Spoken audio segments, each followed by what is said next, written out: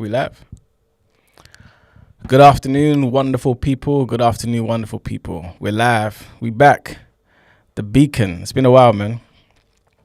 It's been a while, but I hope everyone is good. I hope everyone joins the chat.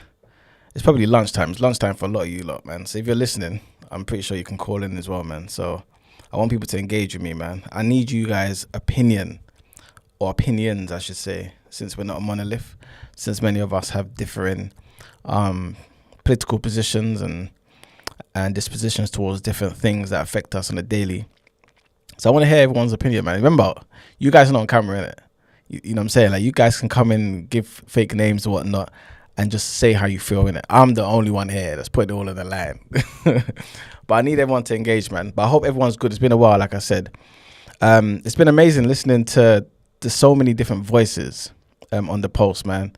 Obviously, Yusuf is back in the mix. He's doing his thing with the reaction. He's going to be here today as well, doing a watch along, and also going to be recording the reaction basically to today's game, Arsenal versus Atletico Madrid.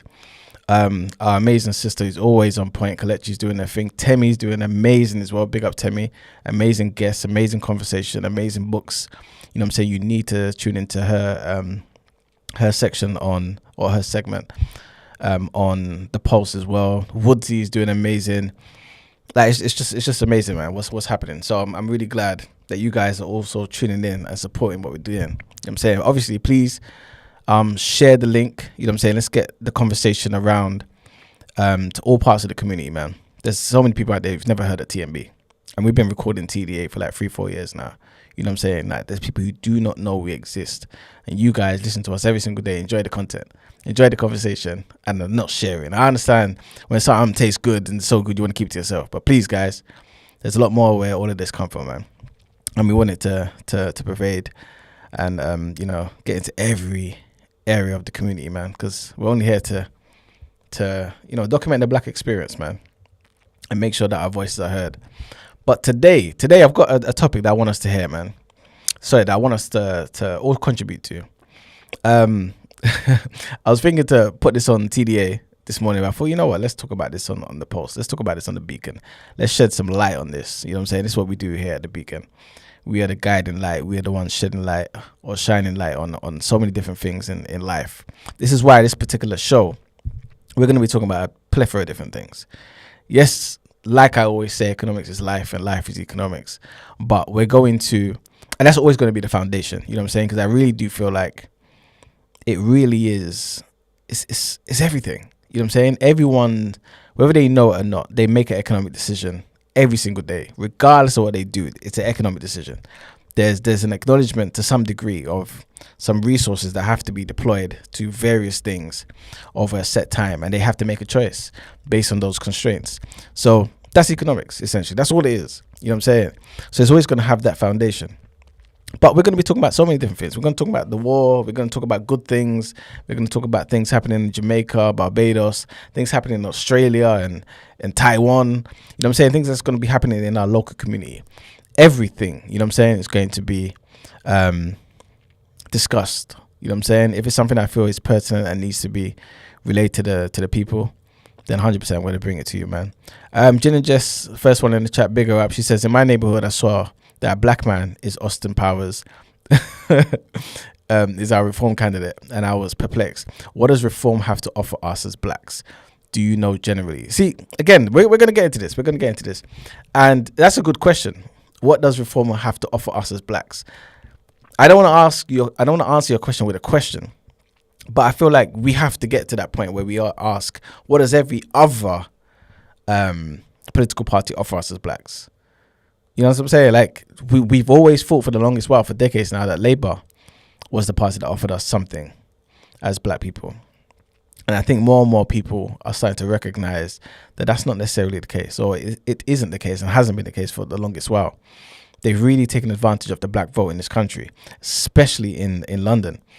And I'm glad, I'm really, really glad to say that I was one of those since the beginning of TDA, asking us to really question what's going on and not just to accept the legacy of who our parents voted for and just continue that. You know what I'm saying? With just pure blindness.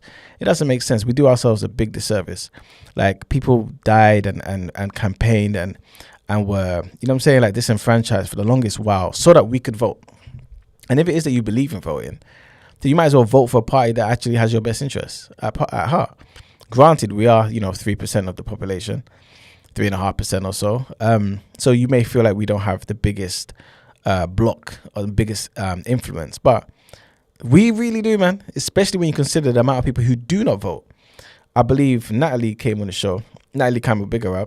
She was an independent trying to be the mayor of London 2 years ago, I believe. And she came on the show, TDA, twice. She really did well, man. Like, she's really understood what goes into voting. And I remember her mentioning the stat to us on the show, and I believe it was something around the order of about 60% of people did not vote for the mayor. Like, to be the London mayor, right, who has so much control and influence over this city, which is one of the most powerful cities in the world, 60% of us didn't even bother to show up to vote. And then we complain that Sadiq Khan is doing X. You know what I'm saying? Or we complain that Boris was doing X. Or we complain that Ken Livingstone was doing X. It just doesn't make sense. You know what I'm saying? Again, that's if you believe in voting. You know what I'm saying? I know some people don't believe in voting. But a spoiled vote is still a vote. It's still something, right? And I feel like it still lets the establishment know your intentions. So to answer this question, who's Temi Bigger Up, make sure you tune into her show. What has any other party done for us? You know what I'm saying? What have all the other parties got to offer black people? But today's question that I want to throw to you guys is the Green Party reform's biggest threat? Is the Green Party reform's biggest threat? Now, you guys can join the conversation. You can call in on 0203 87 87 870. It's an easy number to remember, guys. 0203 87 87 870. Yeah? And I want you guys to really, to think about this. Tell me your position on reform. I don't want to assume. Tell me your position on Green Party. And then, of course, overall, just let's have a dialogue about who actually feels like they are making headway in this race to become the next political party that rules or runs this country. Yeah. There's a video that I want to show. This is from Zia Youssef, who is a leading politician for the Reform Party. And there's a few comments I want to make about it. But I want to get you guys' opinion on this, because this is the levels that people are going to go to when it comes to campaigning. And people talk about populist politicians, the Farages of the world, the Reforms of the world, all these people, right? The Trumps of the world. But you have to remember there's something about them that the masses gravitate to. You may hate them. You may really, really despise them and have plenty of reasons to do so. But there's reasons why they gravitate to, or people gravitate to them. And I want us to look at this and then also look at the other parties that have substance, that you care about, that you support, and what they're doing to kind of capture the minds of the people. But this is the first video that I want you guys to see. Is Zach Polanski, aka the Breast Whisperer. We came to you and said, can you make my breast bigger through hypnotherapy? And you said, yes. But mind over mammary is just one of Zach's many mad ideas. As illegal migrants continue to turn up on our shores, Zach and his Green Party say they want Britain to have no borders at all.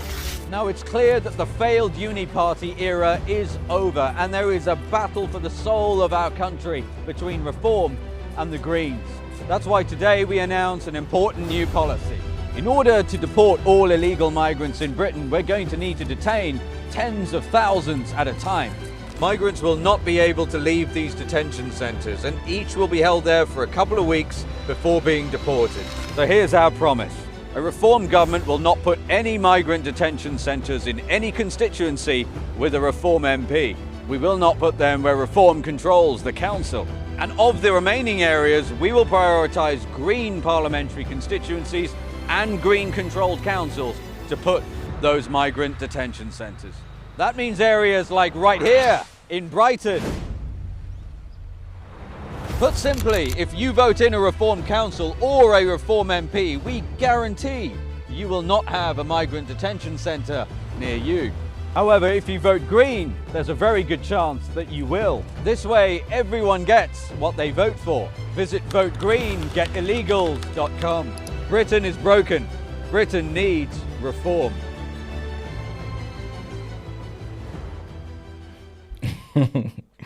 All right, so as you can see there, that's the video. That's the latest attack on the Green Party, and also an attempt to kind of gain some footing in this political race. But besides the fact that this video is so divisive, it's diabolically divisive. Yeah, how is it okay for you to say to yourself, "Cool"?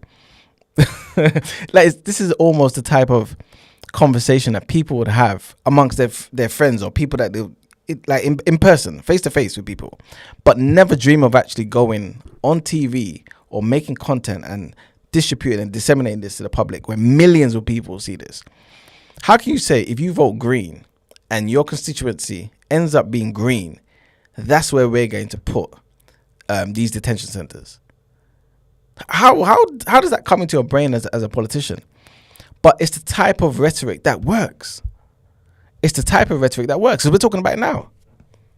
We're talking about it right now. And the reality is, this guy, the Reform Party, they're talking about things that people in this country really want solutions to. Or at least they feel like they need solutions to. Because we always hear about the boats. Every single day there are people coming over from France. Every single day. So we always hear about this. We've always heard that like the numbers of illegal immigrants is sky high. Every year, higher than the last. Right? So we know that that's an issue. We don't necessarily always hear the same rhetoric about, oh, they're stealing our jobs. But the fact that people are coming in, and once they come here, and there's some sort of welfare for them, some sort of support for them, which costs money that the government doesn't have, money that we give them, because obviously, like I always say, the government doesn't have money. We have money. The government has our money, right? This is what's going to be happening. Ed says, I think Reform and Conservatives are each other's biggest threats. Though I'm sure in some places voting Green is a smart tactical vote to stop Reform. Yeah, a lot of people will vote Green to try and take it away from Reform, especially if it potentially could be between particular parties that will ensure that Reform wins, right? But because I don't think that Green Party has enough numbers or is making enough traction to actually be contenders for Reform in this. But this is strategic. There's something here that I think Reform recognizes about the Greens that they need to stop right now, right? They may not see them as threats right now, but they see them as threats in the future. There's something that the Green Party is doing right at the moment that is making Reform think, Labour, we can handle them easy. Conservatives, you know what I'm saying, not really whatever. But a long-term investment into our resources, where we direct our energy towards stifling the growth of a particular party that may be a threat in the future, must go towards the Green Party. Now, you heard, again, I've said this before on TDA. Yeah. To me, I have no loyalty to no political party. I don't give it that. You know what I'm saying? Until a political party starts, unless a political party says, okay, cool, for the black vote, for the working class people here, for the ethnic minorities, all those groups those cohorts that me and you, a lot of us, tend to fall into, and here are some things that's going to be for your benefit, I'm not interested. And I got to see how feasible it is. Otherwise, we're just talking. Otherwise, you don't give a damn. You know what I'm saying? So it's still, to me, again, no loyalty to these people. And so I say that to basically say, my criticism will be fair across the board. And I'll also give props across the board. You've heard me over the years, for the last couple of years now, criticize Starmer and talk about how I don't think he was a strong leader. He didn't know what working class was, but yet said working people, I should say. He didn't know what working people were, but yet said working people won't have their taxes increased. That turned out to be a lie. Also couldn't define working people. Also stifled the progress of Labour really linking up with the unions again, like they used to, like they were actually made to be, right? He suspended a particular MP, I can't remember what his name is now, who wanted to stand on the front line with unionists. Like how does the Labour Party do this, right? Obviously, the biggest one, what he did to our auntie, Mr. Ann Abbott, you know what I'm saying? Like all of these things. But when it comes to what he's done recently with regards to stepping away to some degree, right? He can't entirely, but to some degree, he has done, to me, I think, what some political leaders wouldn't have done, right? And he hasn't capitulated completely to Trump. And I give him props for that. You know what I'm saying? I think things could be a lot worse. We could have been dragged into a nonsensical war for absolutely nothing. You know what I'm saying? So again, I say all that to say this. There were some things about Zach Polanski. I don't want to be just spreading information and stuff, but it made me think about what Yusuf said in that clip where he was calling him the breast whisperer. Yeah. And apparently, for those who don't know, Zach Polanski claimed, he claimed back in 2013. So he used to work as a hypnotherapist, right? And he was offering sessions to people, obviously. That's his job, that's his occupation. And he basically said that he could help a newspaper reporter's breast get bigger using hypnotherapy. So I mean, this is the type of, again, this is from Yusuf's perspective. This is the type of leader that Green Party has, where they're using mind games to basically profit off the people. I can make your breast bigger if that's what you want, using hypnotherapy. And he was asked about this later in life, right? And apparently he apologized. So this is what the Green Party said. The Green Party said that he apologized. In fact, let me read out what the Green Party said. They said Zach has repeatedly apologized for an interview he did with his son more than a decade ago. Now, Zach is focused on the issues that really matter to people, bringing down bills, protecting the NHS, and rebuilding our public services, right? So this was a 2013 article in The Sun, and it featured Zach Polanski, guys, yeah, offering a reporter hypnosis to increase her cup size. The reporter also claimed in the session that basically Zach Polanski's had the desired effect to basically was able to do exactly what she was saying, yeah? This is what she's claiming. He obviously said that he was misrepresented, right? And he claimed that he appeared on the BBC and he apologized about it, all that sort of stuff, and how it was lies and all this sort of stuff. So obviously he tried to put it behind it. But the reason why I bring this up again is because, if I'm not mistaken, he's kind of stood by it. So this, and he basically said that there's evidence now to basically say, yo, my claim back then in 2013 is actually a real thing. There's more and more evidence that says, yo, you can increase a woman's breast size, obviously if you're, skilled in that particular area, using hypnotherapy. Why am I saying this? I'm saying this because Green Party, well, people who support Green Party, does this matter to you? Number one.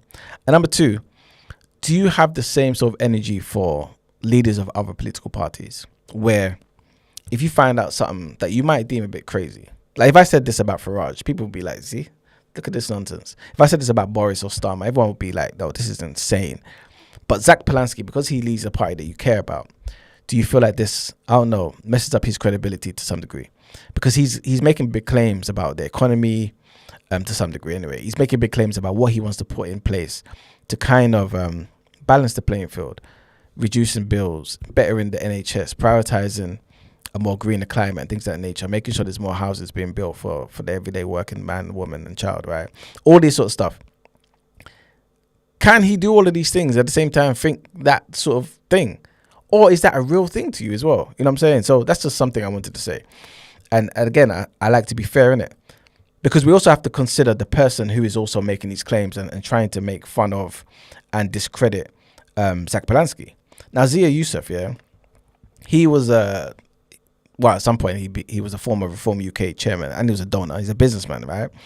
And he resigned before. This is back in last year, June 2025, because he called basically one of the MPs within the Reform Party dumb, right? Or basically saying her suggestion for something that should be put in the manifesto was dumb. And her suggestion was basically this: we need to ban the burqa. He was like, this is stupid, right? He said, I do think it's dumb for a party to ask the PM if they will do something the party itself wouldn't do. So this is where he was standing, right, to some degree. He's now reverted reversed his position, you know. So March of this year, he's basically publicly supported banning the burqa, stating that all face coverings in public should be prohibited to aid integration and also to help people feel safe. So I'm trying to show you basically the different sides of this equation. Because again, I feel as though we need to have some level of transparency when it comes to talking about which party can do for us what we hope they can do, and also which leader will actually have the capacity and the skill to actually lead them and make sure that these particular claims are feasible, right? So I say all that to say this: both of them got flaws. They are human beings. That's the point of this, right? But when we're talking about the Green Party being reform's biggest threat, is that really the case? I want to look at some of their policies and their views for those who don't really know. Yeah. So Reform, they position themselves as an anti-immigration party, right? We know this, right? They're anti-EU legacy. They're anti-political elite, right? That's how they position themselves. And we know the Green Party, they hate, or at least they tap into the anti-establishment ideas, right? So all these things about the legacy of the political structures and things of that nature, they're like, no, we need to do away with it all. There needs to be a total overhaul of how we conduct and lead a country, right? So they're very all about climate urgency and sorting out, you know, issues with the climate and being green, or hence the name. They're obviously speaking about inequality, especially when it comes to economics, right? And they're always about, I should say, the anti-corporate.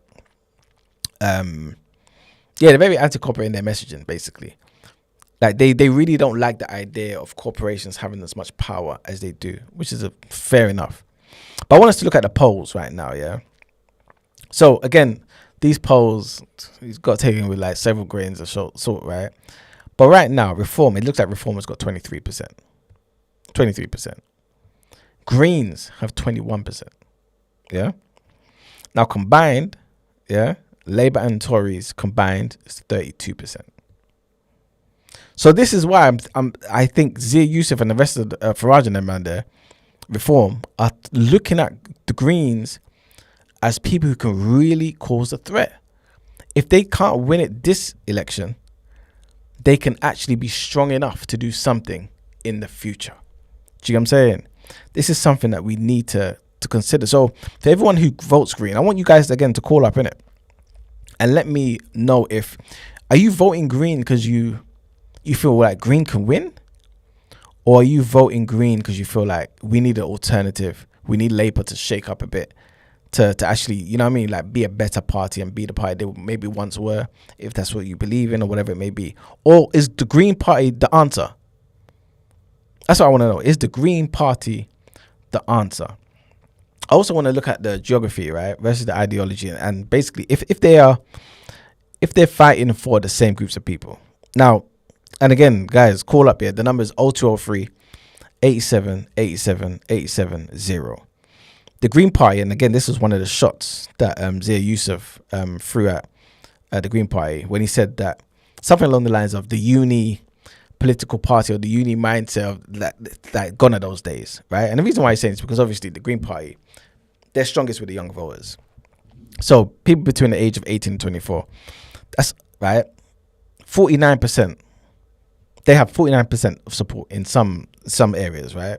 That's how entrenched in the Green Party, right, the young voters are right now. They're really looking for alternatives. They're really feeling like, okay, cool, there's something here with the Greens that I support and I can jump on, right? The Reform now, total opposite. And I'm pretty sure this doesn't surprise anyone.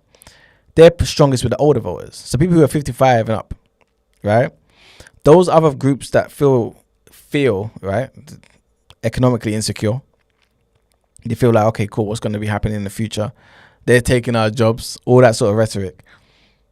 It's them. Also the post-industrial, all the coastal towns, all them towns where that most black people, work class, but don't, let me not say work class, ethnic minorities just don't go to. Them places there. So it's like they have different target groups, which makes sense, right? But in order for people to win, to some degree, there has to be an overlap. There has to be a stealing of other votes. We saw it in America in the last election where Trump won. That was the highest amount of black folk that voted for the Republicans ever. You had more Latinos voting for the Republicans. You know what I'm saying? Like, there was some people who left that side that they ordinarily used to be on or would be on and moved over to the Republicans to give him or give the Republicans the victory they had. You know, across the board, they just beat the Democrats. You know what I'm saying? So, again, it's close based on these polls here. But what is the reality on the ground? When you say that you vote for Greens, do you feel like they can actually win? Or is this you just trying to be rebellious and trying to get a change in the system? Big up Maggie. She says, I think the Greens are a threat to Labour and Reform are a threat to the Conservatives. Both major parties will take a hit in their elections. I hear it. I think that's the traditional view as well, that Greens are a threat to Labour and Reform definitely. I mean, Reform is already beating up Tories, to be fair. So let's just say the Reform handles centre all the way to the right, yeah? And Greens are a threat for Labour, right? Which definitely is the case. I agree with that. Doesn't that make sense for why Reform is going at Greens? Reform might feel as though Labour are doing such a bad job by themselves, we don't need to really put as much resources into them. They're going to fail anyway. They only won because Tories were that bad. And since we can beat the Tories, surely people don't want more of the same. So let's make sure that we handle the young voters with the Greens. It could be that. You know what I'm saying? Temi says, maybe the Christian party might be what we need. Okay. What would that look like, though? What sort of policies would you care about? What would you want the Christian party to kind of bring to the forefront? You know what I'm saying? Like, why do you think they would be the solution? Why do you think there'll be a solution? Would you say the same thing for maybe a Buddhist party? What if a Buddhist party came about? You know, obviously the Buddhists have a reputation for peace and just being at Zen and, you know what I'm saying, calmness and equality. Would that be a better party for you? You know what I'm saying? Or a Muslim party? Or would we be going into dangerous territory by having religious parties? G7 FFS, big him up. He says, you cannot have the Christian party. Why though? Why? What's you guys' opinions of this? What's you guys' opinion? Remember, you guys can call up 0203 8787 870. 0203 8787 870. All right. I also want to speak about something else that really annoys me. Yeah. You know, I'm not going to say it really annoys me, but it's something that's always been in my mind. It's been there for years and years, decades, right? And I just think, and I kind of spoke about it in the beginning when we first started this. Firstly, let me just say, big up Izzy Bambino. He says, Greens and Reform both use populism as a means to get votes. Neither seem actually equipped to govern the country. And that's exactly what I'm about to get onto. So it's perfect timing, Izzy. All of these guys use populism. All of them try to be charismatic and, you know what I mean, just get the people going, be provocative with what they say. And it's necessary when you're a politician. I can't think of any successful politician. Again, and I know people are going to conflate what's being said here. But a successful politician is a politician who wins. That's a successful politician. Trump is one of the most successful politicians. Whether you like him or not, he's one of the most successful politicians. And he's one of these guys, man. Populism. Farage. Look at where this man came from. You know what I'm saying? Boris. Everyone laughed at him. But people that knew him, I remember seeing an interview with, I believe it's the Polish vice PM, the deputy PM. I think so. And he went to, I think he went to Eton or he went to Oxford. But he basically knew a lot of these guys, like the David Camerons of the world and Michael Gove and Boris Johnson. And he said he knew from meeting him, like we knew, or at least he said I knew, he was going to be the PM one day. This is from school days. He always had that sort of thing about him, right? Margaret Thatcher. You may not like her policies, but one of the greatest politicians. Has to be. Has to be. Bill Clinton, Barack Obama. All people who could talk, all people that were kind of likable, or if you didn't like them, you really didn't like them. Do you get what I'm saying? All these people, populism, yeah? Why am I talking about this? Because I feel as though over the years, it's always been the political parties that we don't like, or the ones that might be seen as extreme, the ones that don't seem to be politically or economically adept, who are the best when it comes to pushing their agenda. Why is it that the Labour Party, I would have said Greens before, but Greens are doing more. They're doing a lot more now. It might be down to the fact that they got more black folk in the party. I don't know. But the younger people as well, yeah? But why is it that the left seem to be so boring? Why is it? Why can't you have the messaging of a Mr. Corbyn, but made popular and nice and appealing to the people? Why is it always the people who nobody gives a damn about? Sorry, I shouldn't say that. The people that don't give a damn about anybody, right? Who maybe have their own agenda or maybe are extremists in their views, just want to just cause issues and more division, right? Who are so good at articulating their message, so good with having messages that resonate with the people. Why is it them?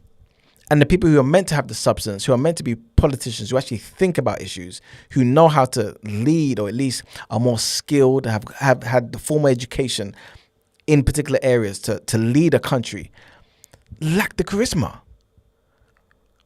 Bilal Harry Khan says, I feel it's less about the party themselves and more about the charisma, brand image of this is it. Image of the leaders being almost caricatures themselves. This is it. This is it. Why is this the case though? Like, why can't a leader have that? You know what I'm saying?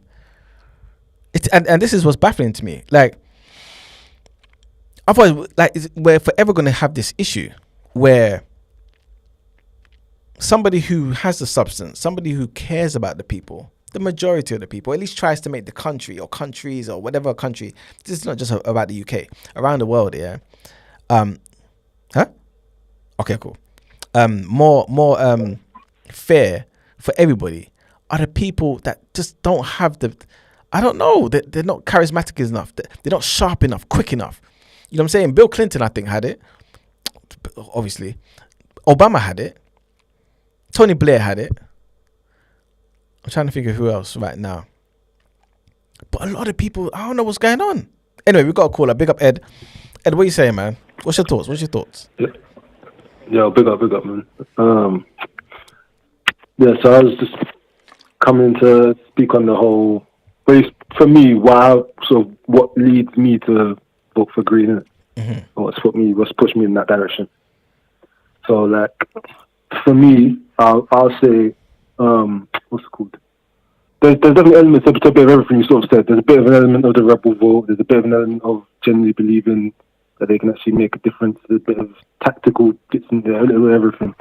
But, like, for the most part, you know, I'll say Green at least talk about, because we're in power yet, so we can't say what they do, but they at least talk about what I believe are the important things. And they direct their policies towards the demographics that I think are important to target. Like, I feel like there's a lot of important. They seem to hold a lot of importance to young people, a lot of importance to sort of like young families as well, and you know, just and in terms of that, and I feel like with the more established too, when I think of them and sort of who they quote unquote work for, I don't feel like they work for our demographic or younger. You know what I mean? So for me, that's like the first thing first on that one.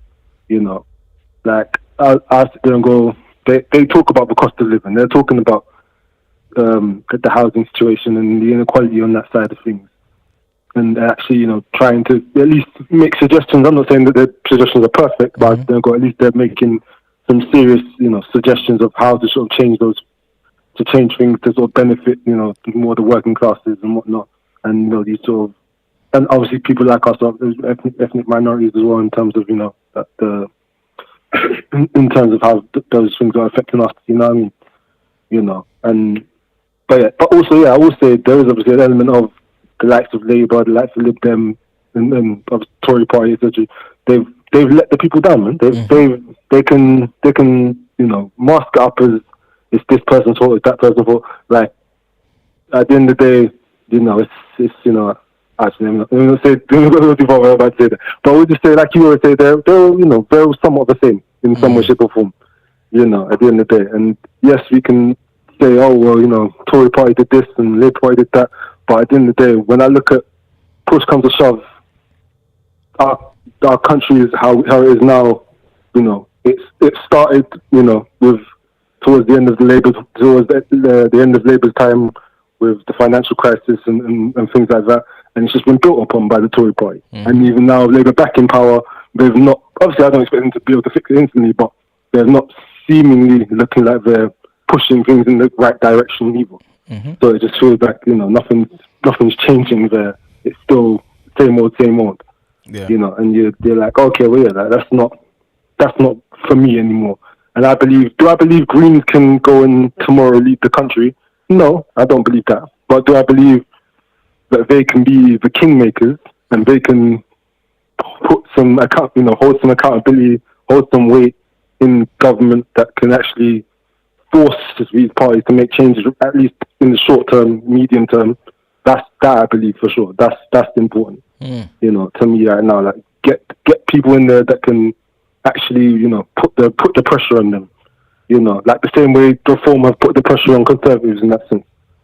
Put the same way you're getting now, Greens doing a similar thing. Like I said in the chat earlier, that Greens are now sort of where Reform was sort of 2023, early 2024, where it's like they're now loud enough that people are starting to take notice. And I think that's why you can say that Reform have noticed it, because Reform literally are seeing them use the same playbook, just obviously in a slightly different way.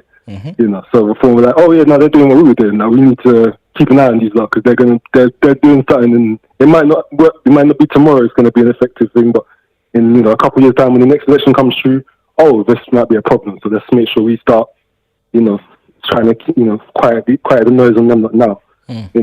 Meanwhile, you hear like the way Alami and Labour talk about the Greens, or they're still sort of talking about them like, they're just that little party just trying to annoy us. Like they ain't doing nothing to us. And it's like, like they'll sleep into submission eventually, because they're going to see very soon, in the locals and obviously further down the line that you can't keep sleeping on the Green Party and whatnot, and they are going to come through, and they are going to be problematic for them in some way, shape, or form. Yeah. I agree. Sorry, go on. Yeah, go on. No, go on. No, I'll let you go. I was going to say one thing about Corbyn, but I'll let you. Okay. Don't forget what you want to say about Corbyn. What I was going to say is I agree with you, man. Since 2023, Greens have seen a 300% growth in their members. 300% growth. They now got 216,000 members. So it's basically just to corroborate what you're saying. You know what I'm saying? Like, we saw the same thing with Reform. I remember saying on TDA, Reform has no chance. Right? Now I'm thinking, you know what I'm saying? Like, you heard me. I used to say all the time, nah, Reform can't do it. They can't do it. Nah. They had 1 seat. Then they had 4 seats. Now they're just leading in every poll. It's insane. Exactly. It's insane. So Green Party can follow the same sort of pattern. You know what I'm saying? If they're serious about this, they can follow the same sort of pattern, where 100%. In the future they potentially could be opposition if Reform wins this time. And there's a reason why Zia Youssef and the Reform Party have made a video directly attacking the Green Party. If they were nonsensical, nutting group, then they wouldn't waste their time. They ain't making videos for Lib Dems. You know what I'm saying? They ain't making, no disrespect, but they ain't making no videos for the Workers' Party. You know what I'm saying? But they're seeing what the Greens are doing. You know what I'm saying? So, I hear what you're saying. What was you going to say about Corbyn?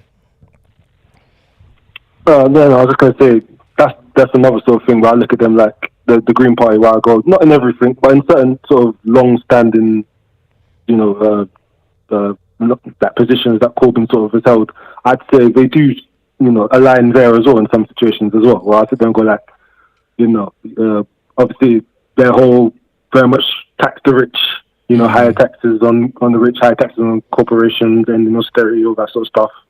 They're all about, nationalization and public ownership, and whatnot. So like, obviously, the foreign policy side of things, they're obviously pro-Palestine and anti-war and all those sort of things, and workers' rights as well. So they do stand on some things where they maybe not to the same level as Corbyn, because I think they know they've probably learned from seeing what happened with Corbyn that you can go you step too far, and then obviously they'll go, nah, you're they'll dismiss you straight away. You step too far over the line, they'll dismiss you.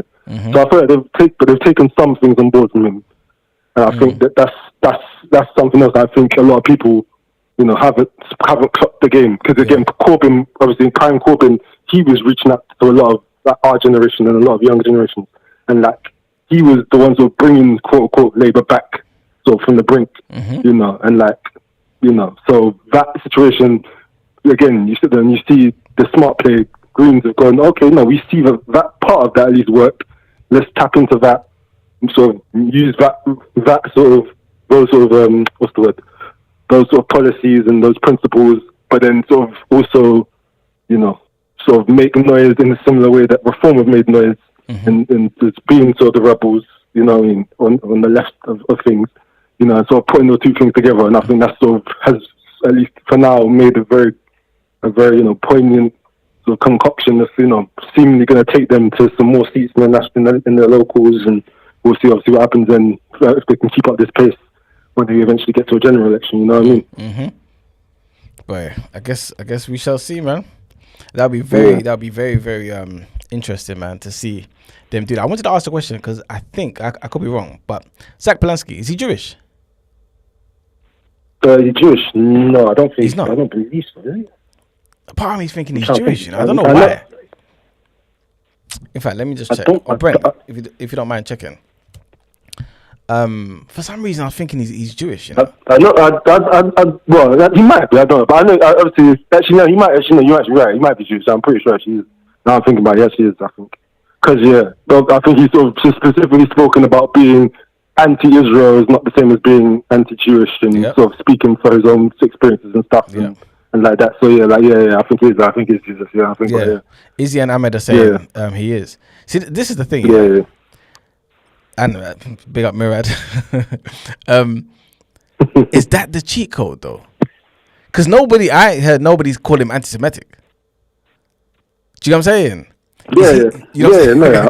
Because how are these? I think he can't. Just don't play it. Like he's been able to, and obviously standing where he stands, so the party can be very actively pro-Palestine and very actively out here, speaking against Israel and the IDF and everything, because he can stand there and be like, he's almost like their pass, quote unquote. You know what I'm saying? Like he's the pass. Like like no, but it's not just us saying it. The boss is saying it. You know what I mean? Exactly. And he is one of you. Exactly. So they sort of get to play off that. Like again, like Corbyn couldn't do that. Like you know what I mean? Like Corbyn could talk about how he was talking, but it was obviously thrown into. They talk similar ways in terms of how they speak about things, but Corbyn was an anti-Semite. Exactly. They can't throw that over there. They can't do it. And he knows it as well. You know what I'm saying? Yeah, exactly. So he can say whatever they want to say, and they know. Let any British person who's not Jewish even try and say he's anti-Semitic, they're done at it. 100. They're done at it. Done. You know what I'm saying? So he's in a brilliant position. You know what I'm saying? Like I think it's time for us who have dual citizenship and dual religion to make it known. You know what I'm saying? Obviously, you guys know on TDA. You know what I'm saying? I'm Hebrew. You know what I'm saying? So no one can call me anti-Semitic. You know what I'm saying? No one can say that to me. You understand? But chosen people, right there. I need to make it known so that people just know in conversation to never say I'm anti-Semitic, because I can't be. You understand what I'm saying? Like Polanski can't be. You understand? But big him up, man. He's doing a lot of good work. He's doing a lot of good work, man. So I do feel like the Green Party will make some headway. Definitely. I do agree with you about there's not the guys who've got the charisma out there, that sort of that same sort of level of ability to sort of pull people in by them, like, you know, like obviously like an Obama, whatever party he was standing for, people were going to vote for Obama. Like whatever party he was standing for, people were going to vote for Clinton. Like they've got that sort of thing about them. I don't see that even with Polanski. I don't see that fully there with him or any of these sort of these three guys currently. Yeah, there's not. They're there right now. I don't know if they're sort of. I feel like maybe there's like an overcorrection kind of thing after what's happened with Trump, where Trump is just literally running on fumes of just, you know, his charisma and his personality. I don't know if they've just sort of gone, well, we got to sort of go the polar opposite way, sort of feel quote unquote normal, maybe. I don't know, but yeah, but I think it's still important to find that balance. Yeah, 100%. To be fair to Polanski though, I still feel like because he's young, he's got the energy and he sounds different. Yeah, to, you know what I mean, like to the Starmers of the world and what's the other guy, Davies of Live Dems and them. You know what I'm saying? So he does stand out there, and obviously what he says is already controversial to us seen as normal, in it. So he's doing his thing, but 100%. Like the left just needs to have a leader who is charismatic, man, who can talk to the people. You know what I'm saying? Like it's okay for you to be able to focus on the packaging of the message. You know what I'm saying? Yeah. As well, just as much. You know what I'm saying? So hopefully they can get that done, man. But yeah, man, appreciate it. Ed, thank you for calling up. Oh, good, man. First of many. Come on. I'll be looking in for more. All right. Nice one. All right, bless, man. All right. So I had another video, yeah. This might be a thing where I might have to leave this for the next Beacon, which might be on the Thursday. It might be on the Thursday, guys. But I may still get Brent to play the video, so at least people understand where I want to go with this. Should we move on from there? Okay, yeah, Brent. Let's play that video, please. So this video and this question basically is about Black Britain. Is Black Britain behind economically? Are we behind economically? Have we fallen back? We saw what the Windrush generation did, right? They came here, they had nothing, but made something, right? But now a lot of us today, we talk about how we don't have nothing. We complain about X, Y, Z. Did we kind of drop the ball? Miraculous Mirad, can you call up? I know it's lunchtime at school, man. Call up. You know what I'm saying? Are we behind? Did we drop the ball? Here's a video from a young brother who's on our good brother, Mr. Money Jar's sofa. You know, he's got an amazing podcast, Mr. Money Jar show.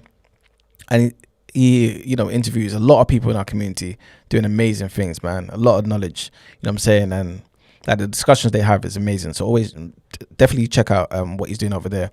But this is a little snippet from that conversation where he's basically looking at what the Black community's done. Specifically though, he's talking about the Caribbean community. Obviously he's Caribbean, but he's comparing it to what he saw when he went to America. So I want everyone to look at this and then tell me your thoughts. But somewhere down the line, it wasn't followed up. That brings us to the last question, which goes to all guests, and it's, what does Black wealth mean to you? Yeah, that's an interesting question. So I guess over the years it's changed to me. So I went to Atlanta, it might have been Christmas last year.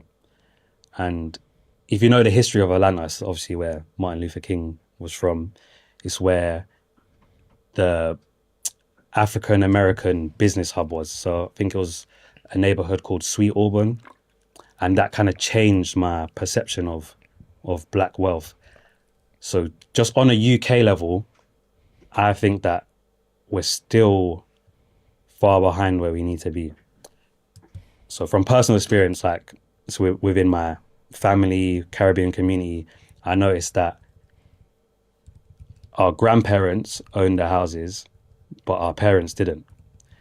And for me, there's some disconnect in between. Obviously, there's more things involved. It might be political, whatnot. But as Caribbean people, I think kind of a generation behind right now. So the first things I think Black wealth would look like would be ownership. So owning our own houses, owning our own businesses.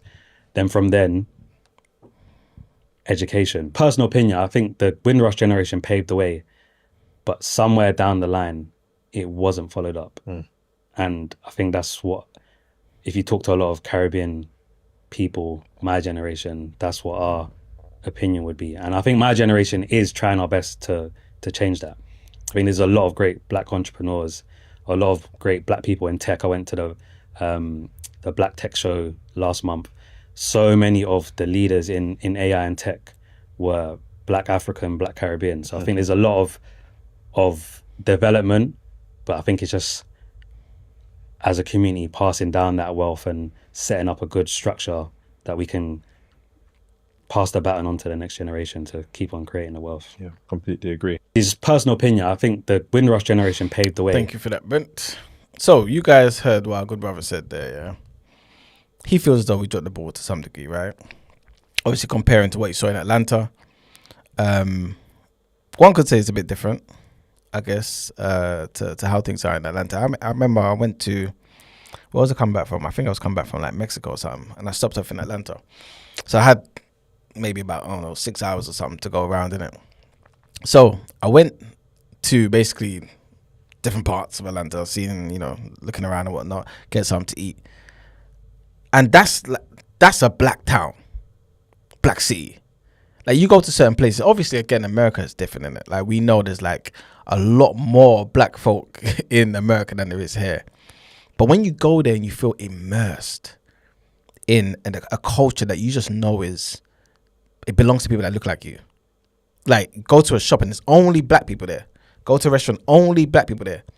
You know what I'm saying? Like, get on the bus and, you know what I'm saying? Like, you get Uber, you just know your driver will just be black. Like, all of those things occurred. I saw that in the space of 5-6 hours. You know what I'm saying? And these are people who are getting on with life, and there's ownership there. Don't get me wrong. Of course, there's poor people there, of course. But it's not just poor people and poor people shopping with other cultures, and in the economic sense, just totally dependent on the goods and services of people of other ethnicities. No, this is black people. You know what I'm saying? Granted, put my hand up, both hands. I did go to a Hebrew, black Hebrew restaurant. And the other restaurant I went to was another, like a soul food restaurant. Granted, of course, yeah, it's likely to be the case. But you get the point, though. It's just black people owning things and seemingly being in control of their destinies, innit? And if you harken back to the 50s and stuff, right, and you start thinking about the Windrush generation, and like our good brother said, yeah, they were owning houses, right? They saw value, I think, in ownership, yeah. Mirad, join, yes. Join the Discord or call up the number, whichever is easier for you. You can see the difference today. Am I saying, or is he saying that people don't want to buy houses anymore? I don't think that's necessarily the case, but what is it that made it where it stopped maybe being a priority? Or is it a thing of, this is solely down to the economics of the country? And that's what's made it so difficult for us in the last 30 years, perhaps, to buy homes at the prices that they were obviously available for the Windrush generation. Is Mirad online? I am. Big up. What you say, man? Good morning. Oh, sorry. Good afternoon. Good afternoon. How are you? Yeah, good afternoon. How are you? I'm all right, man. Thanks for calling, man. What's your thoughts? I think as much as the gentleman talks some sort of sense, and I can understand his viewpoints, I think the economic lagging of behind that you're saying that we're experiencing, it goes hand in hand with, when we speak about generational wealth, they go hand in hand. And, people speak about tech, they speak about finances, but people are speaking about these from an individualistic mindset. Individuals paving their own way. And yes, you can argue that if they pave their own way, then others can follow suit. But that's not how the overall economy is raised. You have to raise it from the floor up. And I've said this before, I'll say it again. There cannot be generational wealth without a generational sacrifice. And you don't feel that sacrifice has happened before? Sorry to cut you. You don't feel like the sacrifice has already occurred? I think that sacrifice has happened, as per the gentleman has said, especially for the Caribbeans. I think the Caribbean community to be able to own homes at a time where they faced hardship, segregation, challenges from on a racial standpoint, to be able to own homes, even if the homes were dilapidated, even if they had to jump through hoops more than their white counterparts, the fact that they were at a position, if you imagine it like a floor, imagine that it's like a floor, like a building. They managed to get to floor 1, for example, yeah, in a 10-story building. And what you want to happen is the next generation goes to floor 2, floor 3, floor 4. As in the basicness, what the base level of economics looks like should be better as you go through each generation. Yeah. So when I do it in terms of my own life, what I would want is I work in a profession, I make good money, so does my wife. I would want my children to be able to not have to save for a deposit. I had to save for a deposit by myself. Yep. So I want my children not to be able to, because I'll have the money for them. And if they're able to not have to save for a deposit, then their children should be at a higher level. Does that make sense? Perhaps house is really bought for them. But you have to work from the ground up. And that's I'm talking about from an individualistic mindset. Obviously, I'm using myself. But if you look at it in terms of the community, you're looking at education. You're looking at extracurricular activities. You're looking at a code of conduct. You're looking at a village mentality where everybody is together. No one is left behind. And it means that collectively, people have to basically, the community has to go through another generation of sacrifice. There was a sacrifice that the elders did. They couldn't have the life that they wanted. We know some of our parents. Amen. We know some of our parents. They came to the country with qualifications to be a doctor, to be this, and it wasn't seen as equivalent. Yeah. Racial undertones there, yes, but either way, it wasn't seen as equivalent. So they sacrificed their own achievements and careers to work low-paid skilled jobs. Yeah, to work in roles that didn't reflect. Oh, your connection's messing up, Mirad. You know? Your connection's They going bad. Something's can you hear me now? Yeah, that's better. Yeah. They had to. That was their sacrifice. They sacrificed so that they could own their homes, so that we could have a better start. Okay, let me ask you this then. Yeah. I'll leave it as this. Okay, go on. I was just going to say this. What should happen is one generation should survive, so the next generation can strive, so the generation after that can thrive.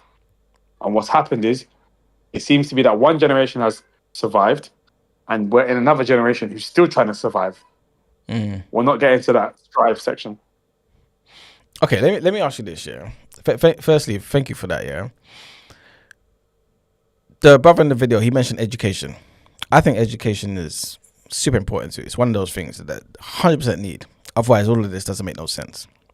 Do you feel like that generation that bought houses and stuff educated the next generation properly? Because obviously it's going to look like we're blaming our generation or the generation before us that didn't buy the homes, that didn't consider and prioritize ownership and stuff. But were they educated properly to understand and see the value in ownership? I would argue yes, because I would argue that everybody knows the tricks or the way to success through the economy is through ownership. We all know that. The problem is we also get another. Sorry, man. You're saying we all know that, but do we? I don't think we do. I believe we do. I believe you can ask anyone on the street and you can say, what is the success what is the blueprint for economic success within the community? And people will tell you ownership. People will tell you ownership. People will tell you good paying jobs. All that stuff. But the problem is we have another set of influence. We have another influence that influences us on lavish lifestyles. We have another blueprint that says economic success is designer clothes, is cars, is all these things that depreciate, all these things that don't actually build economically. It doesn't build economically as a collective. It might build for you individually, but it doesn't. Black Rob always says it. This always comes down to a matter of individualism versus collectivism. And there is just another blueprint in society that says work individually, focus on yourself, and that comes at the detriment of what? Community.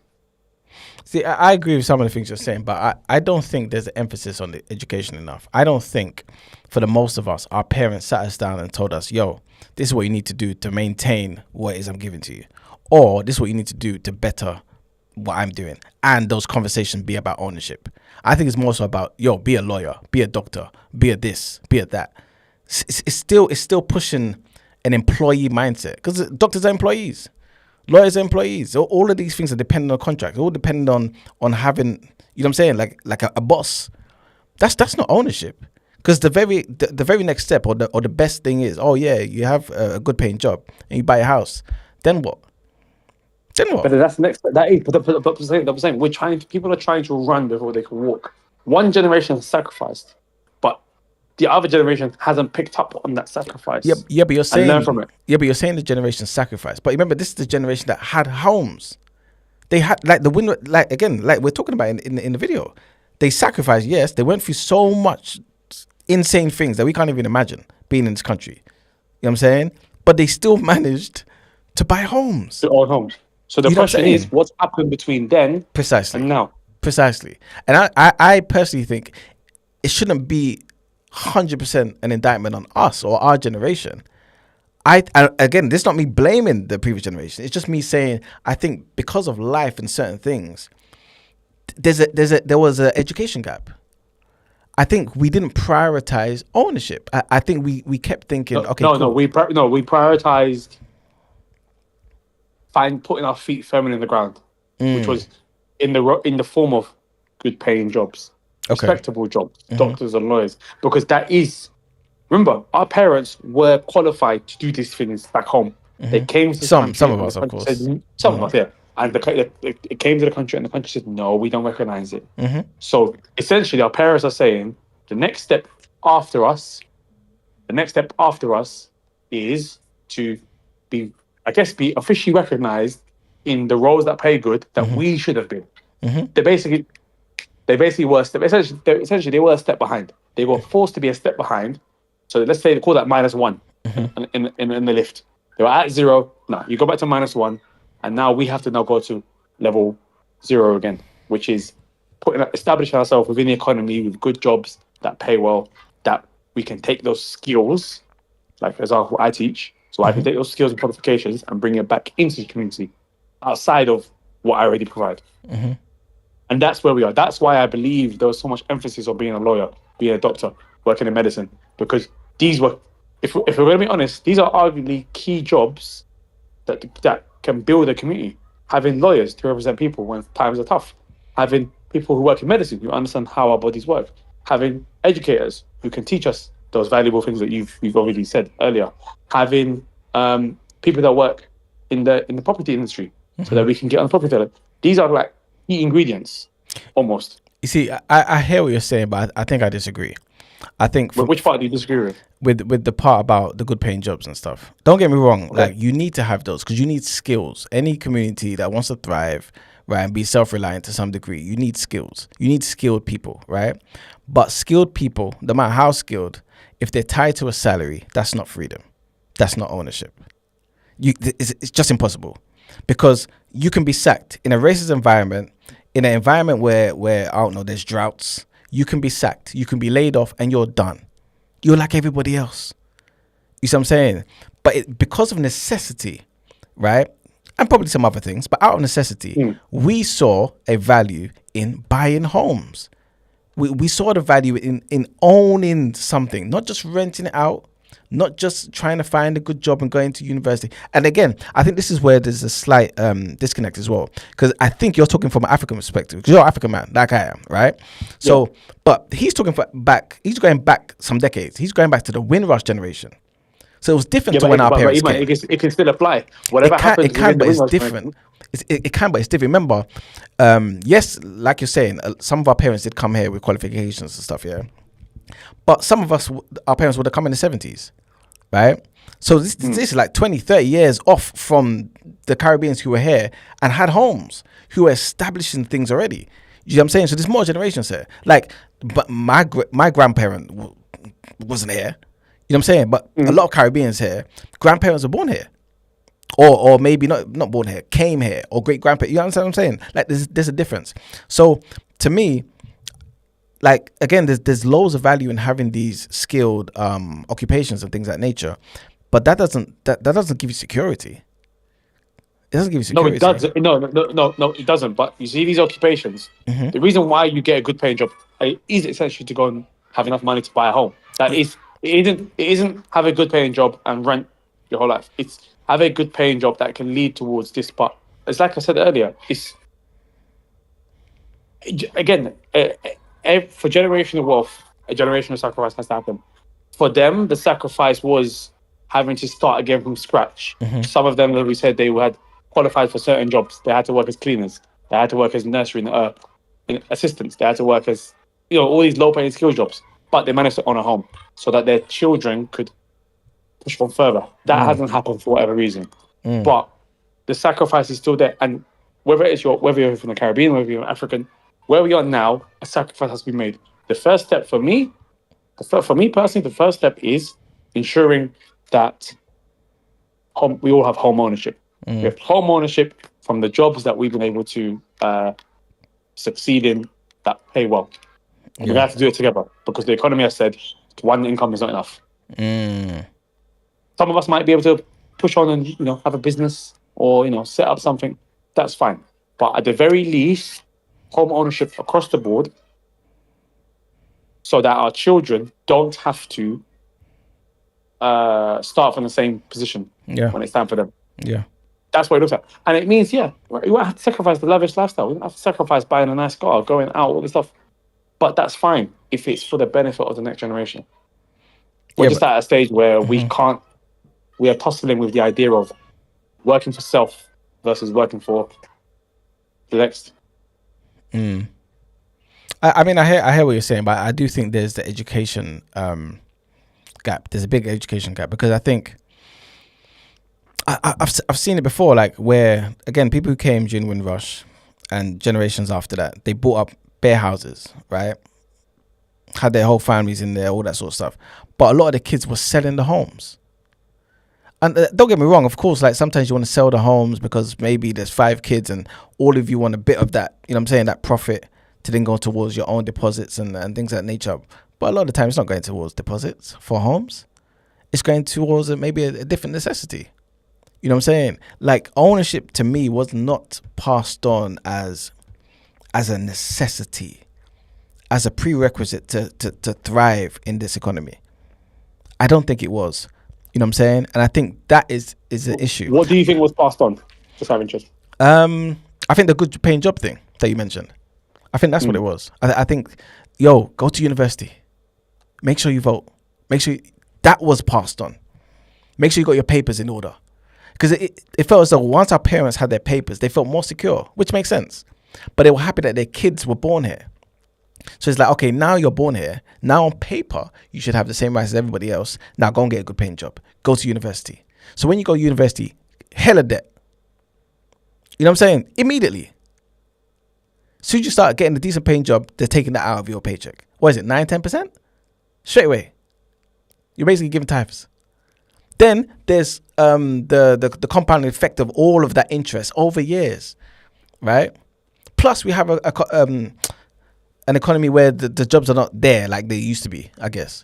Like this, like would you say that their counterparts were doing the same thing? Were the counterparts following the same blueprint as in white folk? Races? Yeah. I think at that point in time, I think the Asian community was. I think they've always I think the Asian community was, and I think white people, they were too, to some degree. Maybe not in the same sense of education, but remember, like they can afford to move different because there's a security that comes from living in the country that you're from.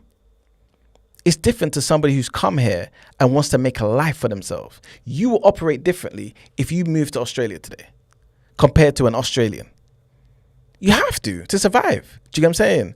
So it's a different mindset. I don't think it's the best way to compare ourselves to other races necessarily, especially if our circumstances are different. But I get what you're saying. I think to me, and Ed's making some good points. Question Go is, on. man. Question is, I've got to go because the kids are here. If I'm not saying that they've experienced the same hardships, but if they manage to do it, why is it done on theirs and not here?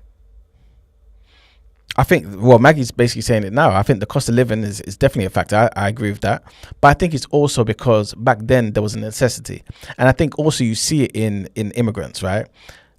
There's a hustling spirit that's different to those who are two generations. Because their experience is, exactly. I've come from somewhere. Yeah. It's like, I can't go back there. Exactly. You know what I'm saying? Like, you either make or you don't. Or you're going back home as a failure. You know what I'm saying? Like, you remember, a lot of African people, their prayer point is to get papers. That's how much they value being in the West.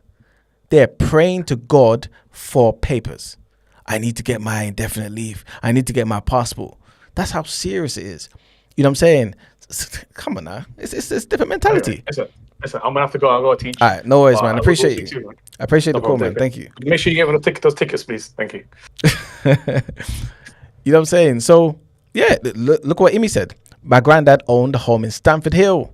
My dad took it for granted. Some are just too comfortable. This is exactly what I'm saying to you.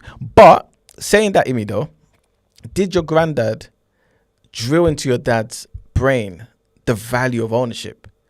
And also, did that generation even know to some degree what they were doing? As in, did they understand how important that move was to buy a home in the UK? You know what I'm saying? I think these are legit questions. Ed made some fantastic points I want to read out quickly. He was talking about education, basically. Like, where is it? He said the previous generation didn't teach us about how to deal with wages stagnating whilst asset prices exploded, or how compound interest works when you're drowning in student loans and low-paying work. They didn't teach us the power of starting early with retirement accounts, avoiding lifestyle creep, or the real maths of debt versus assets in this world of high inflation. But to be fair, though, a lot of them didn't know. So how do you pass on something you don't know? Do you know what I'm saying? So I think that's one of the biggest things. I think it's an education gap. People don't understand why owning things is so important. We talk about it on the show all the time. And I said, Brent been talking about it for the longest. I've been talking about it for the longest. All of us in TD have been talking about it for the longest. We need to own stuff. You know what I'm saying? Again, freedom is capital. Go onto that YouTube channel, my YouTube channel. Freedom is capital. Talk about it all the time as well. Like, and again, Demi came in the chat one time and said about this. Like, investing is mandatory. You can't say to yourself, cool, I want to have some footing in the economy and leave something for my kids and do all this sort of stuff, and you're not investing. What are we talking about here? In 2020, it's mandatory. Put £10 away, £10 a month. Do something, because you're owning things. You don't need to be the brilliant brain behind this new business. If that's not your forte, just own parts of companies that are thriving in the world. Have a stake in the global economy. That's ownership.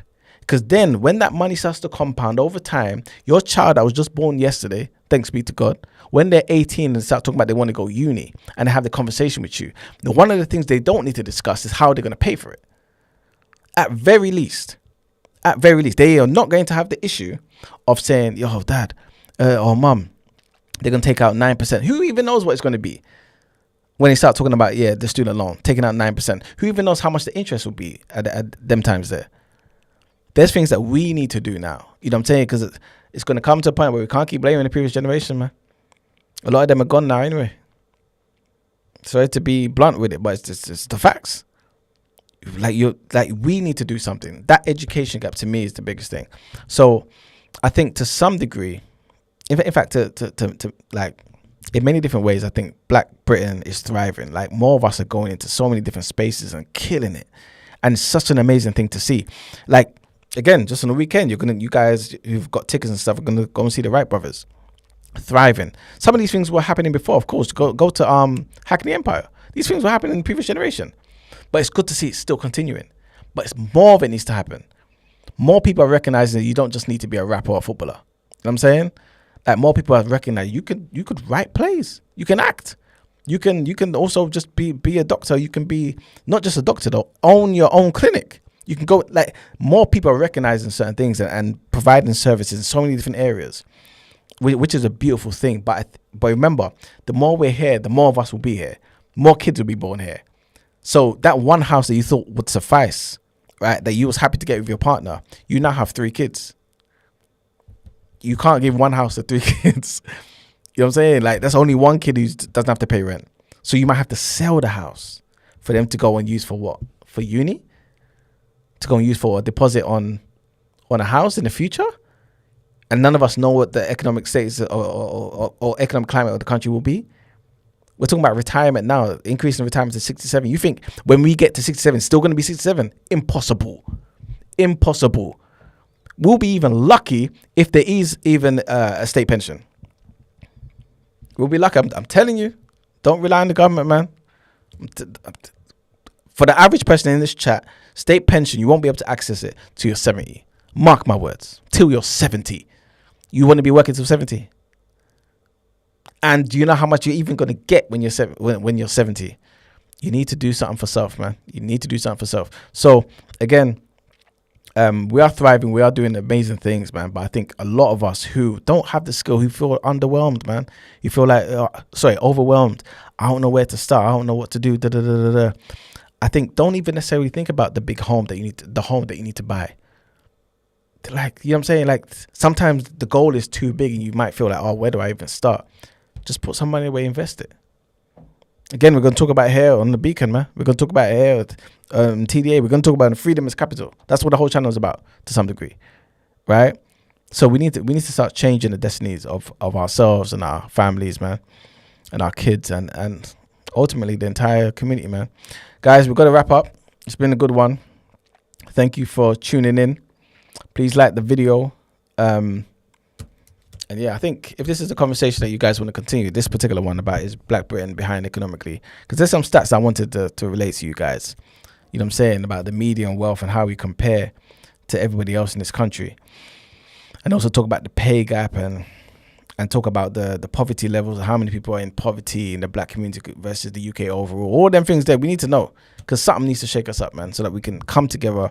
Or even if you are doing it individualistically, by yourself, you're doing something that will, you know what I mean, like just better yourself and your family. That's all that's necessary, that you better yourself and your family, because that's at least a burden that the entire community doesn't have to carry.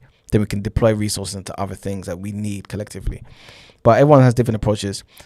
The only thing is, the main thing I'll say is, do not rely on the government. If you do that, you're done out here. 100%. 100% you're done out here. So again, invest or die, people. It's that serious and it's that simple. But it's been a good one. Thank you so much for calling up. Thank you, Ed, for calling up. Thank you, Murad, for calling up. Thank you, everyone in the chat. Appreciate it. And yeah, I guess we'll see you in the next one, man. Peace.